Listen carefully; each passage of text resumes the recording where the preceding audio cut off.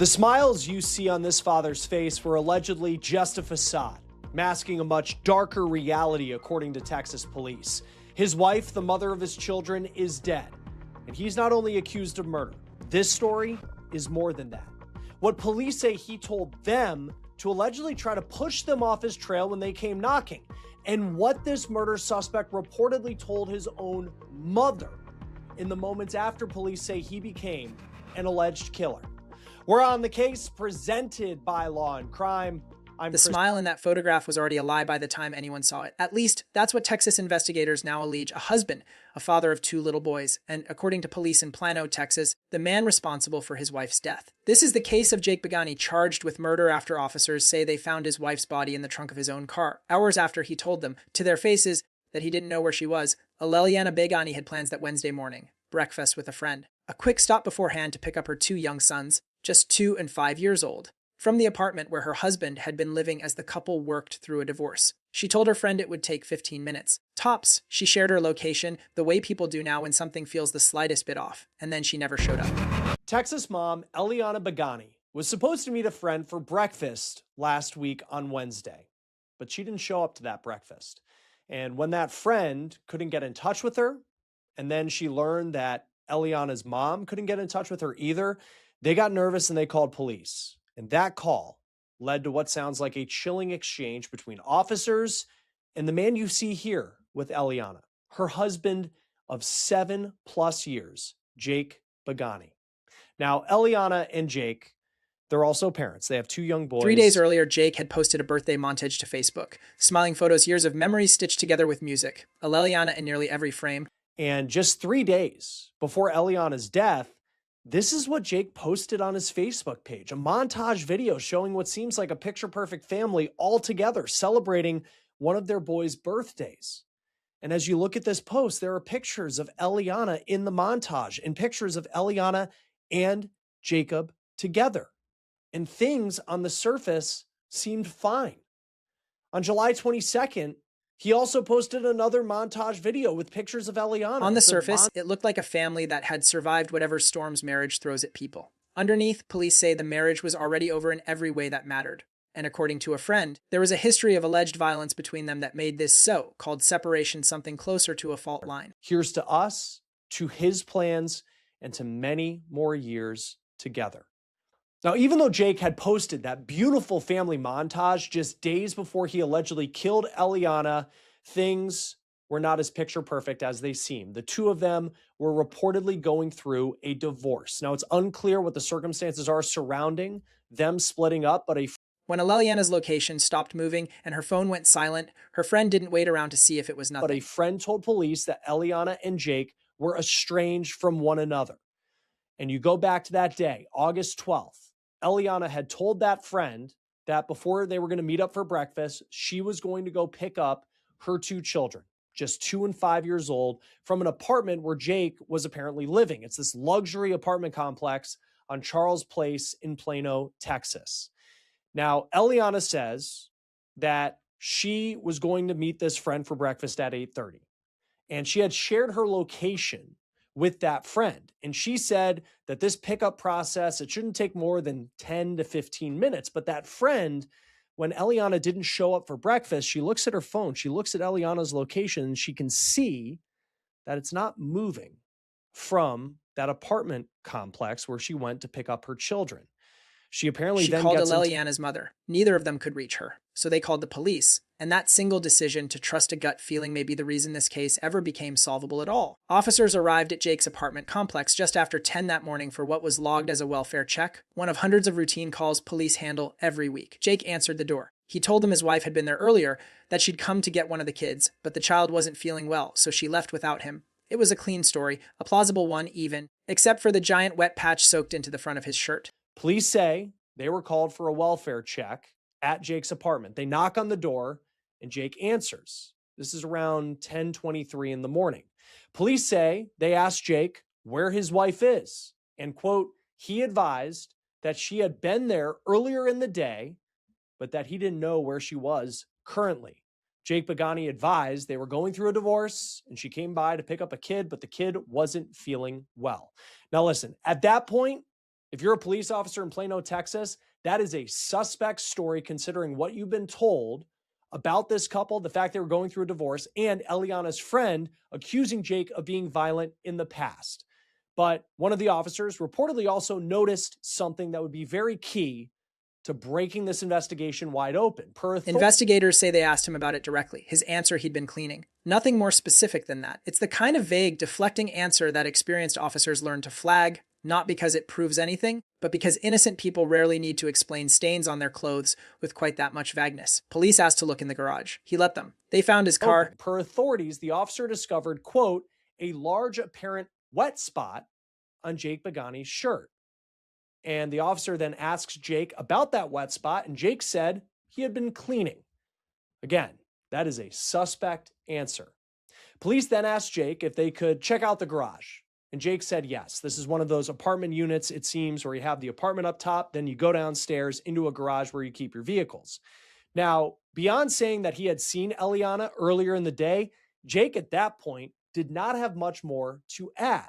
So police apparently check out the garage. They see that Jake's car's in there, and then they head back to their squad car. All of this, I'm sure for the officers, like it just sounded sketchy. It sounded suspicious. Something must be going on here. And I do hope that one day we'll be able to get the body cam of this incident to see it for ourselves. But in Texas, often that will come after a case. Nothing obviously out of place. Whatever alarm bells were going off in their heads, there wasn't yet anything concrete enough to act on. No confirmed crime, no missing person report, nothing but a strange vibe and an even stranger stain. She apparently then gets in touch with Elelliana's mom, who says she can't get in touch with her daughter either.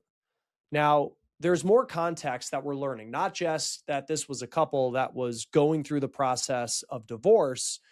For as nice a guy as Jake seems in pictures and on social media, well, according to police, quote, witness one, which is the friend, advised there were concerns regarding Jake Beagani being violent in the past.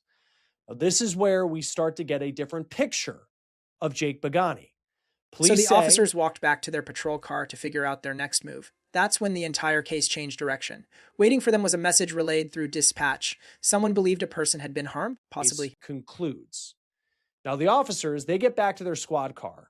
And when they get there, there is a note waiting for them related to this call that they're on. And it's the kind of note that would send a chill down your spine. That note read, quote, I believe someone has been harmed or killed. Police say that Jake Beagani's own mom called law enforcement from out of state as these officers apparently were inside with Jake. And she says that she had just spoken with her son before the officers arrived at the apartment. Jake allegedly told his mom, quote, I have something to tell you. She's dead. We got in a fight and she's dead. That changes everything for police. The caller was Jake's own mother, calling from out of state, saying her son had just phoned her and told her, in his own words, that he and his wife had gotten into a fight and that she was dead. Think about what that means. Before police had any hard evidence, before the search of the garage, before anyone had confirmed a crime had even occurred, the suspect had allegedly already confessed to killing his wife, not to the police, but to his mother, who then made the harder call, turning that confession over to law enforcement rather than protecting her son. That's not an easy phone call for any parent to make. And under the law, what she reported was technically hearsay, secondhand information that, on its own, might not have been enough.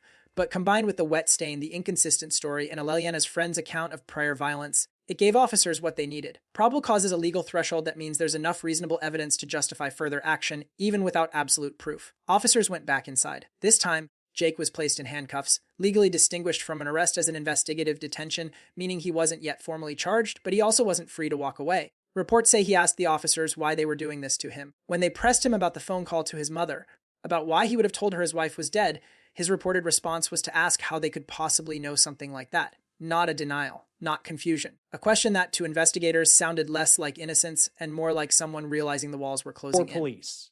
After they get this new information, they go back inside and they put Jake in handcuffs. And this is what we know about the alleged exchange they have with Jake inside the apartment. He apparently said, why are you doing this to the officers?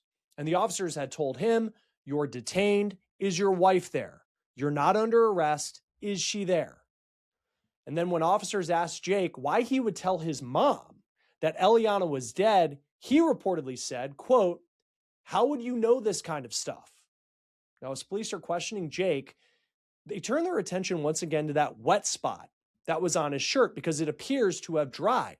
By now, the stain on his shirt had dried into a reddish-brown color consistent with blood. That was enough to search further. Officers went back to the garage, back to the car, and this time they opened the trunk.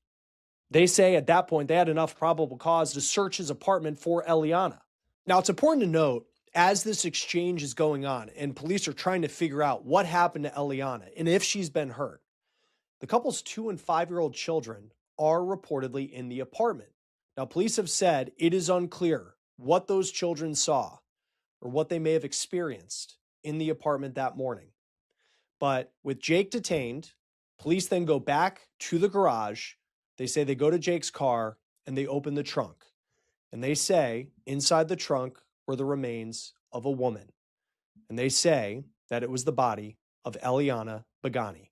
Her clothing appeared to have blood on it, according to the arrest affidavit that we have. Inside, they say, were the remains of a woman, later identified as Elelliana Beagani. Her clothing showed signs of blood. Investigators documented significant trauma to her face and head, along with bruising consistent, they say, with a violent struggle. Back inside the apartment, they found blood spatter. The couple's 2 young sons were in the home the entire time. Police have not detailed what, if anything, the boys witnessed, but they were removed from the apartment and placed somewhere safe. Jake Beagani was arrested and charged with first-degree murder and abuse of a corpse. He's currently being held in the Collin County Jail without bond. The man in those family photos, the one smiling at birthday parties, the one his wife publicly thanked for 7 years of love just months earlier, is now facing a mugshot instead of a montage. That we have.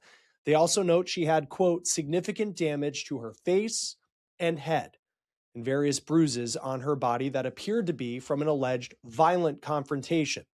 Police say the children were removed from the home. They also say they found a large amount of blood spatter inside the apartment.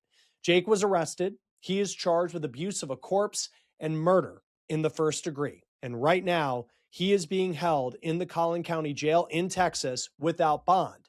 And the smiles that we've seen of him in those countless family pictures online, now replaced with the cold, lifeless stare of an accused killer in a mug. What's chilling here isn't just the alleged crime, it's the performance around it. The Facebook post timed just days before, the calm, deflecting answers to police. The fact that, by his own mother's account, he could describe what happened to his wife in a phone call before investigators had even confirmed anything was wrong. Domestic violence experts will tell you that danger escalates fastest during separation. The moment a partner tries to leave is statistically the most lethal point in an abusive relationship. Whatever history existed between Jake and Elelliana, whatever pushed them toward divorce, it apparently didn't end quietly. Elelliana Beagani was a mother who packed up her family and moved across the country to support her husband's career. In a mugshot. Now, there are still a lot of questions that have to be answered in this investigation. We do not know what the official cause of death is for Elelliana Beagani, even though police have described visual signs of trauma on her body in court records. And what we do know about her is that she was a mom, and she appeared to truly care for her children. She worked hard in her career. She made sacrifices for her family, like moving across the country for her husband's job. And now that husband, who made it seem like he truly cared for his family, is behind bars and may never be a free person again. She was, by every account available, trying to build a new life for her boys in Texas. Texas police say that Jake did. Now, Plano, Texas is where all of this takes place. It's a suburb of Dallas. And Plano appears to have been a new home for the Beagani family. We found in April, Elelliana posted to a Plano neighborhood group saying, quote, "Hi all, we're excited to share that our family is moving from Orlando, Florida to Dallas due to my husband's job. I'm currently a realtor in Florida and will eventually continue my career in Texas as well. We have 2 sweet boys, 4 years and 18 months, and we'd love to connect with other families in the area. Feel free to text me. I'd be happy to meet new friends and start building our community in Dallas." Now, she never got the chance to sit down for that breakfast. What she did leave behind was a shared location on a friend's phone, a timeline that didn't add up, and a case that investigators say came together with unusual speed because people around her refused to assume everything was fine. If there's a thread worth pulling from this story, it's that instinct matters. The friend who noticed something was wrong and acted immediately. The mother who made an impossible phone call rather than staying silent. Those choices are the reason this case moved as fast as it did. Jake Beagani is presumed innocent until proven otherwise in a court of law. That's how the system is supposed to work. But the evidence laid out by investigators paints a picture that's hard to reconcile with the smiling photos posted just days before an alleged murder. We'll be following this case as it moves through the courts. If you or someone you know is dealing with domestic violence, help exists, and reaching out, the way Elelliana's friend and Jake's own mother did, can change the outcome of a story before it's too late to write a different ending.